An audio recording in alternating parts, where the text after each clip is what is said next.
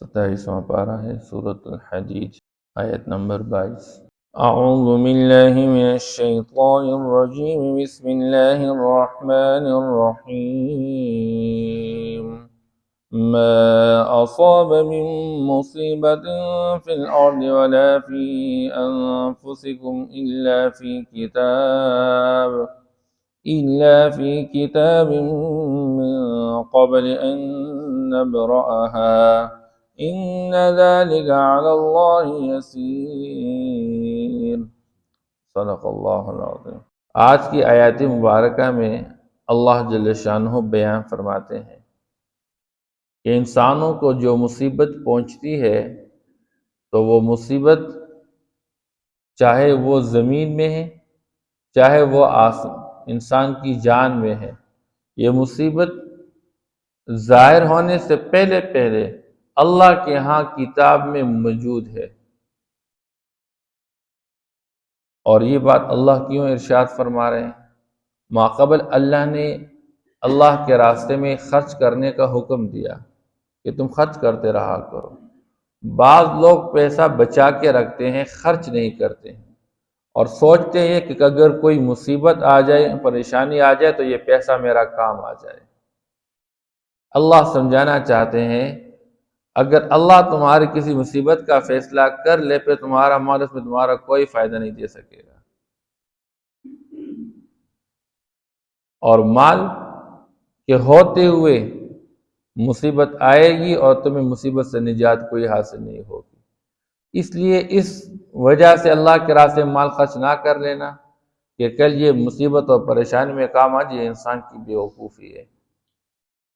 اللہ فرماتے ما اصاب من مصیبت فی الارض ولا فی انفسکم، زمین میں کوئی پریشانی آ جاتی ہے یا انسانوں کی جان میں، زمین میں کبھی اللہ زلزلے لاتے ہیں، کبھی طوفانیں آ جاتی ہیں، کبھی حد سے زیادہ بارشیں ہو جاتی ہیں، کبھی تیز اور تند ہوائیں اللہ پاک چلا لیتے ہیں، جس کا نقصان کیا ہوتا ہے کہ بعض اوقات تو شہروں کے شہر تباہ ہو جائے اور بستیوں کی بستیاں تباہ و برباد ہو جائے، پکے مکانات وہ ڈیر بن جائے۔ اللہ جل شانہ اس مصیبت کی گھڑی میں دنیا کے انسانوں کی ساری محنت جو اپنے ہاتھوں کی ہوتی ہے، جن سے امید اور وابستہ کی ہوتے ہیں، وہ سب کچھ زیرو بن جائے۔ اور کبھی مصیبت پہنچتی ہے انسان کی اپنی ذات کے اندر، اپنی ذات کے حوالے سے انسان بیماریوں کا شکار ہو جاتا ہے، کبھی انسان آنکھ کی بیماری میں مبتلا، کبھی کان کی بیماری میں، کبھی دل کی بیماری میں، کبھی بلڈ پریشر کی بیماری، کبھی شوگر کی بیماری، اور انسان کے پاس لاکھوں کروڑوں روپیہ پڑا ہوا ہو لیکن شوگر کا علاج نہیں کر سکتا، بلڈ پریشر دور نہیں ہو جاتا، دل ٹھیک نہیں ہو رہا، پھیپھڑے کام نہیں کر رہے ہیں۔ اب جب اللہ نہ چاہے تو کوئی صحت نہیں دے سکتا، اس لیے لوگ دن لمحہ گھنٹے کے لاکھوں روپیہ دے کر اچھے سے اچھے ہاسپٹل کا انتخاب کر کے، اچھے سے اچھے ڈاکٹر کا انتخاب کر کے پڑے رہتے ہیں۔ بندہ پیسہ کماتا ہے اور سوچتا ہے کہ کل بیمار ہوں گا تو میرے پاس پیسہ ہوگا، پیسہ ہوتے ہوئے بھی کام کچھ نہیں آ رہا ہوتا، صحت کوئی حاصل نہیں ہوتی ہے۔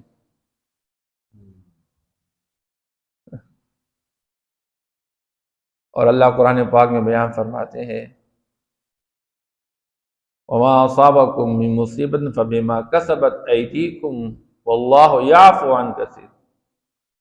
انسان کو جو مصیبت پہنچتی ہے وہ بدن میں ہو یا زمین میں ہو، اس مصیبت کے اندر عمومی طور پر انسان کے اپنے کردار کا دخل ہوا کرتا ہے۔ اس لیے فرمایا کہ انسان کو جب تکلیف پہنچتی ہے اس میں اس کے اپنے گناہ کا اثر ہوا کرتا ہے، چھوٹی تکلیف ہو یا بڑی تکلیف ہو۔ لیکن انسان کا کمال یہ ہے کہ جب مصیبت آئی تو یہ اللہ کی طرف متوجہ ہو جائے اور اللہ کے سامنے فریاد کر لے، پھر وہ مصیبت اس کے لیے رحمت بن جائے۔ بیماری آئی صبر کا مظاہرہ کیا، اللہ کی طرف رجوع کرتے ہوئے اللہ سے مانگتے رہے، یہی بیماری انسان کے گناہوں کا کفارہ بن جائے۔ اس لیے اللہ جل شانہ یہاں پر جو بات سمجھانا چاہتے ہیں وہ یہ کہ انسانوں کی پیدائش سے 50,000 سال پہلے اللہ پاک نے تقدیر میں سب کچھ لکھا ہوا تھا کہ فلاں بندے کو فلاں موقع میں فلاں مصیبت پہنچے گی۔ اس لیے جب اللہ کسی کو مصیبت پہنچانا چاہے، کوئی اس کو ٹالنے والا روکنے والا کوئی نہیں ہوتا، اور جسے اللہ بچانا چاہے اسے کوئی پہنچا نہیں سکتا۔ اس لیے اللہ فرماتے ہیں فی کتاب من قبل ان نبرأہا، جو بھی مصیبت تمہیں پہنچتی ہے، چاہے وہ زمین میں چاہے وہ تمہاری جان میں، وہ تو اس سے پہلے ظاہر کرنے سے پہلے وہ ایک کتاب کے اندر اللہ کے ہاں موجود ہے، لوح محفوظ کے اندر اللہ نے سب کچھ رکھا ہوا ہے۔ ان ذالک علی اللہ یسیر، اور یہ اللہ کے لیے بہت آسان ہے۔ جو کچھ اللہ نے لکھا ہوا ہے اس کو ظاہر کرنا اللہ کے لیے آسان ہے۔ لکئی لا تأسوا علی ما فاتکم، اصل تعلیم یہ ہے، انسان کو یہ بات سمجھائی جا رہی ہے تاکہ تم سے کوئی چیز فوت ہو جائے تم اس پر غم نہ کھاؤ۔ اللہ نے پیسے دیے تھے، مصیبت آ گئی، پیسہ چلا گیا۔ اللہ نے صحت دی تھی، بیماری آ گئی، صحت چلی گئی۔ اللہ نے اولاد دی تھی، مصیبت آ گئی، اولاد چلی گئی۔ اللہ نے والدین دیے تھے، پریشانی آ گئی، والدین چلے گئے۔ وَلَنَبْلُوَنَّكُمْ بِشَيْءٍ مِّنَ الْخَوْفِ وَالْجُوعِ وَنَقْصٍ مِّنَ الْأَمْوَالِ وَالْأَنفُسِ وَالثَّمَرَاتِ، اللہ فرماتا ہم تو تمہیں آزمائیں گے، اور ضرور بھی ضرور آزمائیں گے۔ کبھی امن کی حالت کو اللہ بدل دیں گے خوف کے ساتھ، کبھی اللہ پاک فراخی جو ہوگی، فراوانی ہوگی نعمتوں کی، اچانک اللہ پاک ان فراوانی کو بدل دیں گے، بھوک طاری فرما دیں گے، بھوک سے آزمائش میں مبتلا کیے جاؤ گے۔ وَنَقْصٍ مِّنَ الْأَمْوَالِ، کبھی ڈھیروں پیسے ہوں گے، کبھی کم ہو جائیں گے، کبھی بندے گھر کے اندر زیادہ ہوں گے، کبھی اللہ کم کر دیں گے، اللہ پاک اٹھا لیں گے۔ والثمرات، گھر کے اندر آنے والی چیزیں کبھی زیادہ ہوں گی، کبھی کم ہو جائیں گے۔ اللہ فرماتے ہیں ہم نے تو تمہیں آزمانا ہے، تمہارا کام کیا کرنا ہے، جو اللہ تم سے لے چکے اب اس پر واویلے اور اس پر جزا فضا اور فریاد اور شکوے اور گیلے یہ نہ کر لیا کرو بس، کیونکہ جس کا دیا ہوا تھا اس نے لیا ہوا ہے، تمہارا تھا کیا اس میں؟ لِكَيْ لَا تَأْسَوْا عَلَىٰ مَا فَاتَكُمْ، جو اللہ نے اچھی حالت دی تھی اگر وہ ظاہر کے اعتبار سے بری حالت پہ بدل گئی ہے، اب اس پہ غم نہ کھاؤ، تم اپنے سامنے رضامندی کا فیصلہ کر لو۔ حضرت ایوب علیہ السلام کا اللہ پاک قرآن پاک کے ذکر فرما رہے ہیں، وَاذْكُرْ عَبْدَنَا ایوب، اپنے پیغمبر کو اللہ تسلیاں دے رہے ہیں۔ آزمائشیں آئیں گی، اور آزمائشوں میں انسان کا مزاج کیا چاہیے؟ صبر کا مظاہرہ کرے بس۔ اور کس درجے کی آزمائش آئی ایوب علیہ السلام پہ؟ اللہ نے صحت اعلیٰ درجے کی دی تھی، اللہ نے اولاد اعلیٰ درجے کی دی تھی، اللہ نے کھیتیاں دی تھی اور مویشیاں دی ہوئی تھی، غلام دیے ہوئے تھے، جانور ہر قسم کے دیے ہوئے تھے۔ اور شیطان نے کہا یا اللہ یہ ایوب آپ کی عبادت اس لیے کرتا ہے کہ آپ نے اس کو دنیا کے اندر خوب نوازا ہوا ہے۔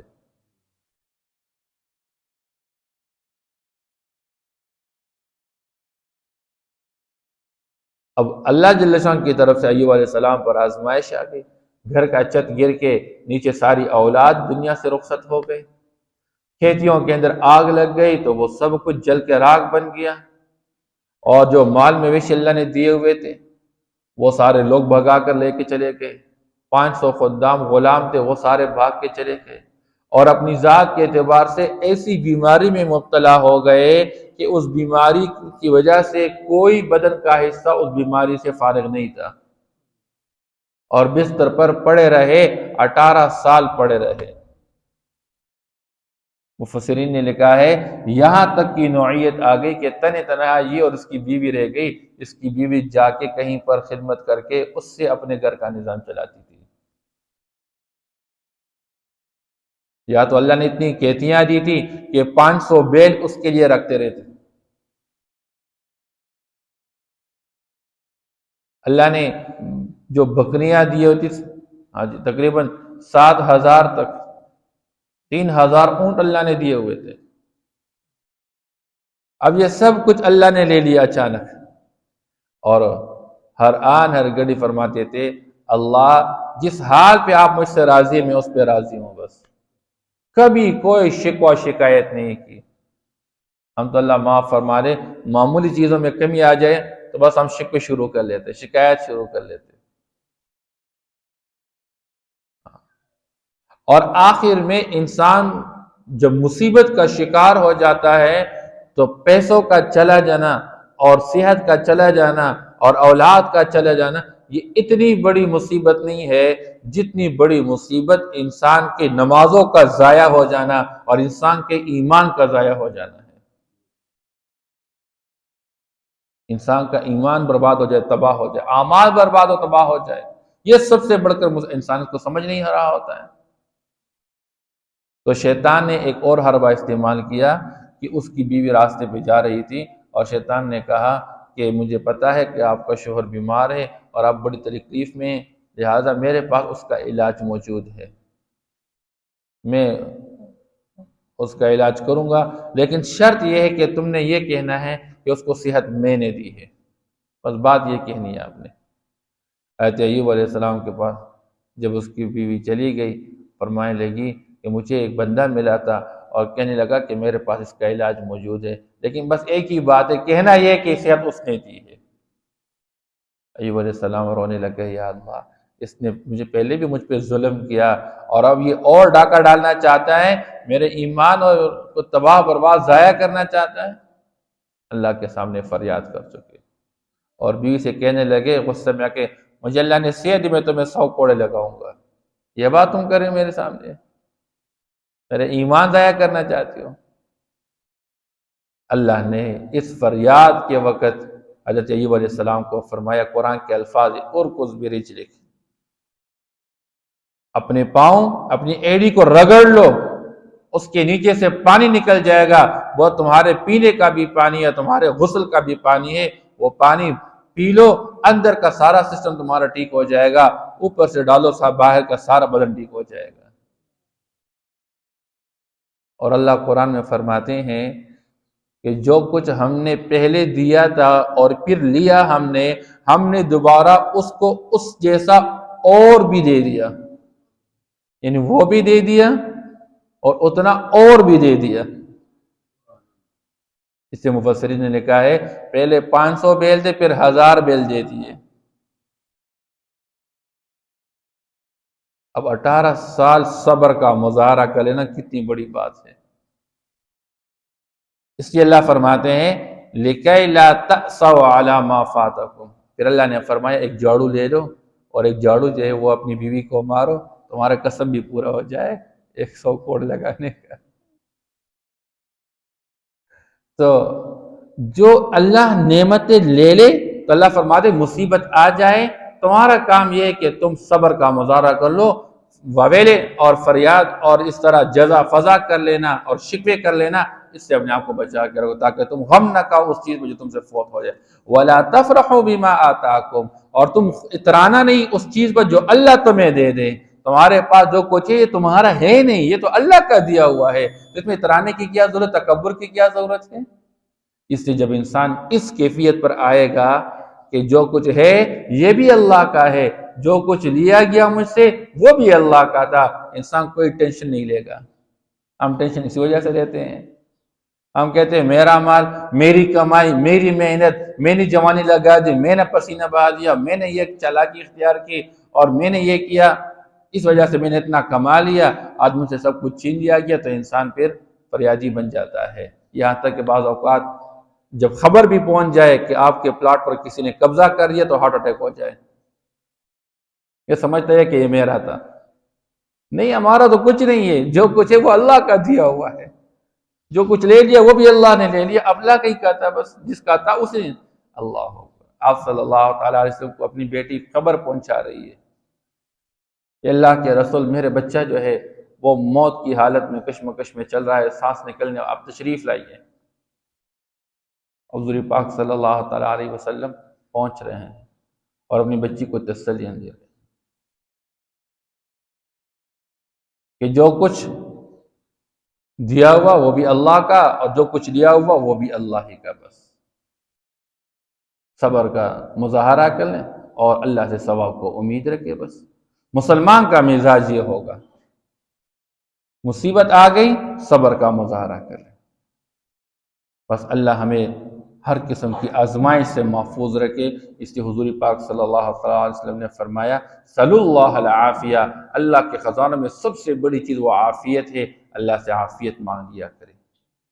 میں کسی ظالم اور جابر کے منہ کا نوالا نہ بن جاؤں، بس میری جان، میرا مال، میری اولاد، میری عزت کسی ظالم کا شکار نہ ہو جائے۔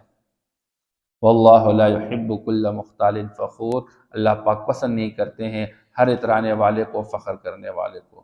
الذين يبخلون ويأمرون الناس بالبخل، وہ لوگ جو بخل کرتے ہیں اور لوگوں کو بھی بخل کا حکم دیتے رہتے ہیں، اللہ جل شانہ ان لوگوں کو پسند نہیں فرماتے ہیں۔ خود بھی کنجوسی کا مظاہرہ کرنا، جہاں اللہ کے لیے دینے کی ضرورت ہے یہ نہ دیکھ کہ میرے پاس کتنا ہے، بس جو اللہ نے دیا اس میں سے خرچ کرتے رہا کرے۔ یہ نہ سوچو اگر آج میں یہ خرچ کروں گا میرے اوپر پریشانی آئے گی، میرے اوپر مصیبت آئے گی، میں کیا کروں گا؟ نہ نہ نہ، اللہ تمہارے لیے کافی ہو جائیں گے۔ ہاں اتنی بات ضرور ہے، قرآن نے ایک قاعدہ دیا ہوا ہے، نہ اپنے ہاتھوں کو مکمل طور پر پھیلا کے رکھے کہ کل پھر تو خود کسی اور کے سامنے ہاتھ پھیلا کے رکھتے ہو، مانگتے رہتے ہو، اور نہ اپنے ہاتھ کو مکمل طور پر باندھ کے رکھو اپنے گردن کے ساتھ کہ کہیں پر کچھ بھی خرچ نہ کرو۔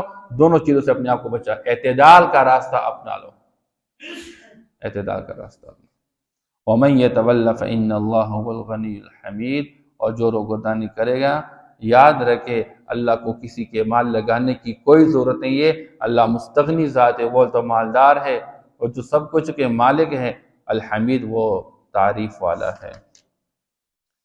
ما اصاب من مصیبت فی الارض ولا فی انفسکم الا فی کتاب، نہیں پہنچتی کوئی مصیبت زمین میں اور نہ تمہاری جانوں میں مگر یہ کہ وہ کتاب میں لکھی ہوئی ہوتی ہے، من قبل ان نبرأها، ہمارا اس کو ظاہر کرنے سے پہلے۔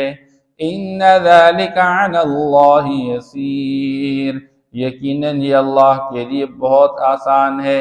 لِكَيْ لَا تَأْسَوْا عَلَى مَا فَاتَكُمْ، تاکہ تم غم نہ کھاؤ، افسوس نہ کرو اس چیز پر جو تم سے فوت ہو جائے۔ وَلَا تَفْرَحُوا بِمَا آتَاكُمْ، اور نہ تم اتراؤ اس چیز پر جو اللہ نے تمہیں دے رکھی ہے۔ وَاللَّهُ لَا يُحِبُّ كُلَّ مُخْتَالٍ فَخُورٍ، اور اللہ جل شانہ پسند نہیں فرماتے ہر اترانے والے، فخر کرنے والے کو۔ الذين يبخلون ويأمرون الناس بالبخل، وہ اترانے والے، فخر کرنے والے جو بخل کا مظاہرہ کرتے ہیں، کنجوسی کرتے رہتے ہیں اور لوگوں کو بھی بخل کا حکم کرتے رہتے ہیں۔ وَمَن يَتَوَلَّ فَإِنَّ اللَّهَ هُوَ الْغَنِيُّ الْحَمِيدُ، اور جو شخص روگردانی کرے گا تو یہ کہ اللہ جل شانہ غنی ذات ہے اور تعریف والا ہے۔ صدق